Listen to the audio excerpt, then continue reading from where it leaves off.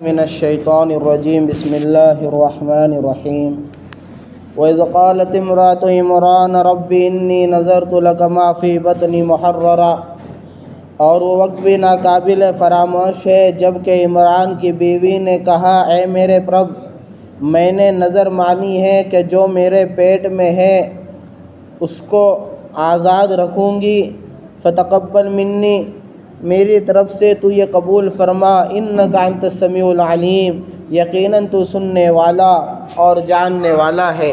فلما وضعتها قالت رب انی وضعتها انثی، سو جب وہ بچہ پیدا ہو گیا تو کہا کہ اے میرے رب، میں نے تو اس کو لڑکی پیدا کیا ہے، واللہ اعلم بما وضعت، اور اللہ خوب جانتا ہے کہ اس نے کیا پیدا کیا ہے، ولیس الذکر کالانثی، اور لڑکا لڑکی کی طرح نہیں ہے، وانی سمیتها مریم، اور میں نے اس کا نام مریم رکھا ہے، وانی اعیذها بک وذریتها من الشیطان الرجیم، اور میں تیری پناہ میں دیتی ہوں اس کو اور اس کی ذریت کو شیطان مردود سے۔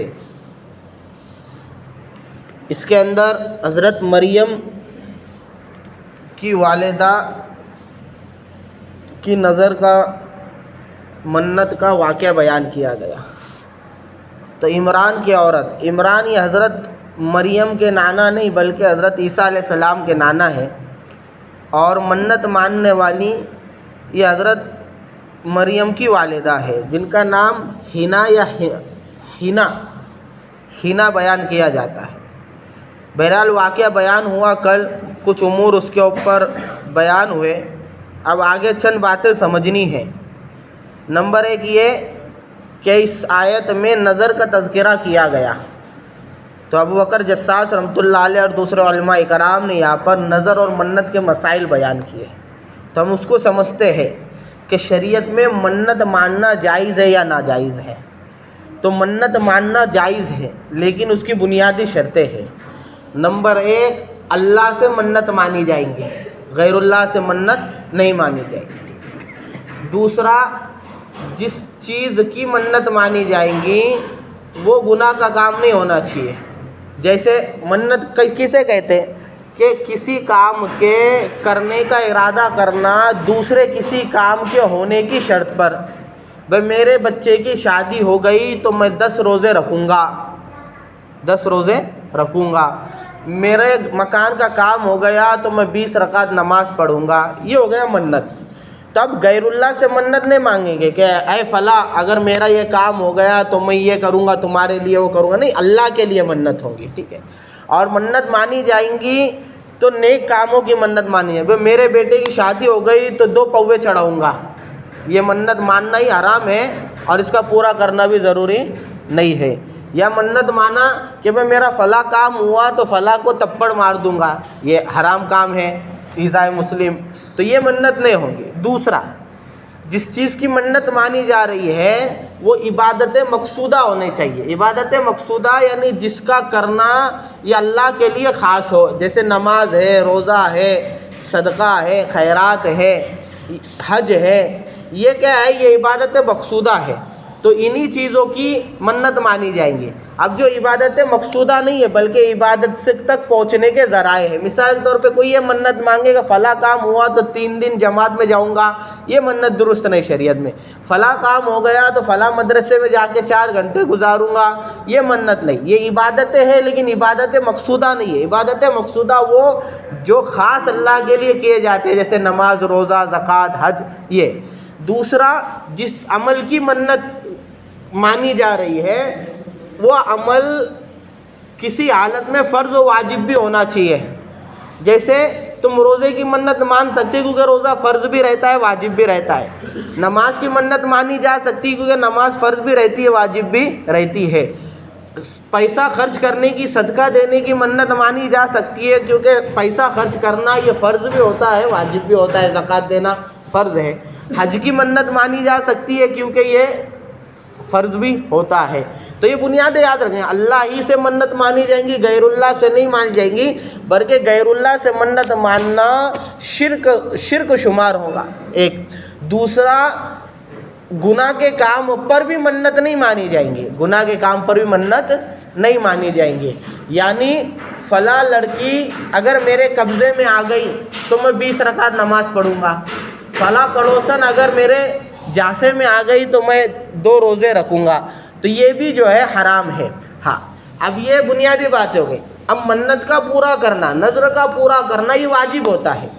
अगर किसी बंदे ने नज़र मानी, मन्नत मानी और मन्नत उसूलों के ऊपर सही हो गई, यानी अल्लाह से मन्नत मानी पहले उसूल में पास, ऐसे काम की मन्नत मानी जो इबादत मकसूदा है और जिसमें फ़र्ज़ और वाजिब भी होते हैं, यानी नमाज़ पढ़ने की मन्नत मान ली दूसरे इसमें भी, और जिस काम पे मन्नत मान रहा है वो काम भी जो है हलाल है कि भाई मेरे कारोबार की लाइन लग गई तो मैं जो है नमाज़ पढ़ूँगा। अब इसने मन्नत माना, मन्नत अपने उसूलों से दुरुस्त हो गई, अब इसका पूरा करना इस पर वाजिब हो जाएगा, इसका पूरा करना इस पर वाजिब। अब इसका कारोबार अल्लाह ने दुरुस्त कर लिया, सेट इसका कर लिया, इसने 20 रकात की मन्नत मानी थी, अब ये 20 रकातें इसके ऊपर वाजिब हो जाएगी। वैसे आम हालत में वाजिब नहीं थी, 5 वक्त की नमाज फ़र्ज़ थी, वितर इसके ऊपर वाजिब थी रोज़ाना, और नफल जो पढ़ता नहीं पढ़ता कोई हरज की बात नहीं थी, लेकिन इसने 20 रकात मान ली, 20 रकात मान ली। तो अब वो शर्त पूरी हो जाने के बाद, जैसे अपनी मिसाल के अंदर कारोबार सेट हो जाने के बाद इसके लिए 20 रकात पढ़ना वाजिब हो जाएगा। 4 रोज़े माने थे तो ये 4 रोज़े जो है इसके ऊपर वाजिब हो जाएंगे। 20,000 रुपये सदक़े की बात की थी है। अब मन्नत 2 तरह की भी होती है, एक मुतय्यन होती है, गैर मुतय्यन होती है। मुतय्यन यानी मेरा फला काम हो गया तो जुमा के दिन 20 रकात पढ़ूँगा, मेरा फला काम हो गया तो शाबान में 4 रोज़े रखूँगा, मेरा फला काम हो गया तो रजब के अंदर जो है खैरात करूँगा। तब ये मुतय्यन भी मोतबर है, और अलल इतलाक अगर कर लिया कि मैं फला काम हुआ तो 4 रोज़े रखूँगा, तो ये 4 रोज़े कभी भी रख सकता है ये मौत से पहले पहले। लेकिन मुतय्यन कर दिया कि भाई शाबान में रखूँगा तो फिर शाबान में रखना पड़ेंगे, मुतय्यन जो करेगा वो हो जाएगा। तो ये बुनियादें हैं मन्नत की, और भी बारीक बारीक बातें रहती है जो आप उलमा इकराम से रुजू करके मालूम कर सकते। एक बात ये।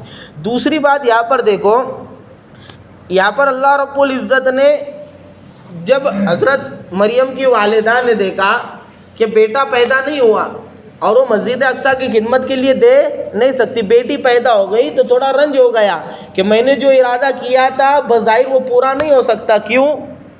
क्योंकि बेटी पैदा हो गई। तो अल्लाह रब्बुल इज़्ज़त ने फरमाया कि अल्लाह जानता है कि तूने क्या पैदा किया, और बेटा बेटी की तरह नहीं होता है। और अल्लाह ने उनकी मन्नत को कबूल फरमाया, दुआ को कबूल फरमाया, और हज़रत मरियम ही को बैतुल मक़दिस की खिदमत के लिए कबूल कर लिया गया। अब यहाँ पे कुरान ने एक जुमला इस्तेमाल किया, लैसा ज़करु कल उन्सा, कि लड़का लड़की की तरह नहीं है।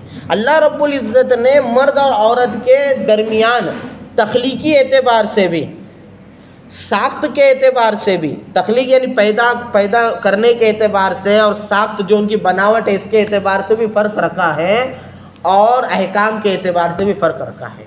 लिहाजा आप देखेंगे मर्द औरतों की नमाज में फ़र्क है, मर्द औरतों की नमाज में फ़र्क है, दोनों की जिम्मेदारियों में फ़र्क है। अल्लाह ने चूँकि इसकी तख्लीक और साख्त ऐसी की है कि ये नज़ाकत वाली है, और इसकी नज़ाकत ही इसके हक़ में हुस्न है, और आदमी को की साख्त अल्लाह ने ऐसी रखी कि उसको मजबूत बनाया, और इसकी मजबूती जो है इसके हक़ के अंदर क्या है, हुस्न कमाल है। अगर एक लड़का जो है अगर नज़ाकत वाले काम करने लगा तो अपने संगमनेर की लैंग्वेज में क्या बोलते हैं उसको, बाइले चाले कर रहा। क्योंकि अल्लाह ने जो बनाया है वो उसकी खूबसूरती सख्ती में है, मर्दानापन में है। और औरत अगर ऐसा करी तो कहेंगे कि भाई घोड़ा आदमी है, क्या बोलते हैं, घोड़ा औरत है, यानी उसके अंदर जरा भी निस्वानियत औरत नहीं है। तो अल्लाह ने जैसा बनाया यही इसका हुस्न है। अहकाम भी अलग अलग अल्लाह ने रखे, मीरास का अहकाम अलग है, तारत का अहकाम अलग है, इसके अहकाम अलग है। असल में इस जुमले से उन बातिल परस्तों और सेकुलर और लिबरल लोगों का जवाब हो जाता है जो ये कहते हैं कि गाय बैल बराबर, عورت مرد برابر، ہیومن رائٹس سب برابر ہونا، مردوں کو عورتوں کو ان کے حقوق دو، اسلام عورتوں کو حقوق نہیں دیتا، یہ نہیں دیتا. ساری دنیا مرد اور عورت کے بناوٹ میں بھی فرق مانتی ہے اور ان کی ذمہ داریوں میں بھی فرق مانتی ہے. یہ آ گئے جن کو عورتوں کو جو ہے برہنہ کر کے مارکیٹ میں لانا تھا اور اسلام کو بدنام کرنا تھا، یہ مغربی تہذیب والے اور ان سے متاثر سیکولر مسلمان جو ہو گئے وہ بھی اس بات میں کہ مرد عورت برابر ہے. ورنہ آج تک دنیا میں آج بھی کوئی عقل مند اس کو تسلیم نہیں کرتا. یہ مرد عورت کے جو برابری کی باتیں کرتے نا، ان سے کہہ دو نا کہ مرد اور عورت میں جو قدرتی طور پہ فرق ہے وہ فرق کا علاج لا کر بتا دو ایسا بندہ کہ جو عورت مرد برابر ہے نا، تو مرد ہو کر وہ بچہ پیدا کرے، اس کے پیٹ کے اندر مادر رحم ڈال کر بتا دو. اور جو عورت ہے تو عورت کو مرد کی طرح جو ہے قوت دے کر بتا دو، قوت دے کے. آج جو ٹرانسجنڈر کا معاملہ چل رہا ہے اور سائنس کی ترقی اس کو بتایا جا رہا ہے کہ مرد آپریشن سے عورت اور عورت آپریشن مرد ہو رہا ہے، صرف جسم بدلا جا رہا ہے، صلاحیتیں نہیں بدلی جا رہی ہے. یعنی جنسی صلاحیت جو الگ الگ اللہ نے رکھی ہے وہ صلاحیتیں نہیں بدلی جا رہی ہے. تو اللہ نے بتا دیا جملے کے اندر لیس الذکر کالانثیٰ کہ لڑکا لڑکی کی طرح نہیں ہے. ایک اور مسئلہ اس کے اندر یہ ہے کہ حضرت مریم کی والدہ نے دعا کی تھی. حضرت مریم کی والدہ نے دعا کی تھی کہ اللہ میں مریم کو اور اس کی ذریت کو شیطان سے جو ہے کی پناہ، تیری پناہ میں دیتے ہوں شیطان مردود سے. حضرت ابو ہریرہ رضی اللہ عنہ فرماتے ہیں کہ اللہ کے نبی نے فرمایا کہ ہر بچہ جب پیدا ہوتا ہے تو اس کو شیطان چھوتا ہے جب وہ پیدا ہوتا ہے، اور اس کی وجہ سے وہ چیختا ہے سوائے مریم اور اس کے بیٹے کے. یعنی حضرت عیسیٰ علیہ السلام کو نہیں چھوا اور حضرت مریم کو نہیں چھوا اس دعا کی برکت سے. انہوں نے دعا کی تھی، اس کی برکت سے نہیں چھوا. اب یہاں پر دیکھو ایک حدیث میں اللہ کے نبی نے فرمایا کل مولود یولد علی فطرت الاسلام، کہ ہر بندہ جو ہے فطرت اسلام پہ پیدا ہوتا ہے. پھر جب فطرت اسلام پہ یعنی توحید کا بیج لے کے پیدا ہوتا ہے، لیکن جب بڑا ہو جاتا ہے عقل سمجھ آتی ہے جب وہ توحید کے بیج کے مطابق عمل کرتا ہے. لیکن اگر اطراف کا ماحول اس کو اس کے خلاف ملے تو پھر وہ فطری تقاضا اس کا دب جاتا ہے. تو فطری ایمان جو دبتا ہے اس میں سب سے پہلا کار کس کا ہوتا ہے؟ کام ہوتا ہے شیطان کا. شیطان جو چھو لیتا ہے اس سے وہ فطری چیز دب جاتی ہے. اور اگر گھرانہ اگر یہودیوں کا، نصرانیوں کا، ہندوؤں کا اور دوسرا مل گیا تو وہ فطری ایمان لے کر جو بچہ پیدا ہوتا ہے وہ اس کا دب کر رہ جاتا ہے. اور اللہ رب العزت نے ہم پر یہ احسان فرمایا کہ اللہ نے مسلمان گھرانہ دیا. نتیجہ یہ ہوا کہ جو فطرت کے ساتھ ہم لے کر آئے تھے، کیا ایمان لے کر آئے تھے فطرت کے ساتھ، اسلامی گھرانے کی وجہ سے وہ فطری ایمان آج ہمارا باقی ہے. اللہ رب العزت ان باتوں پر عمل کرنے کی، دعوت چلانے کی، یقین رکھنے کی توفیق عطا فرمائے.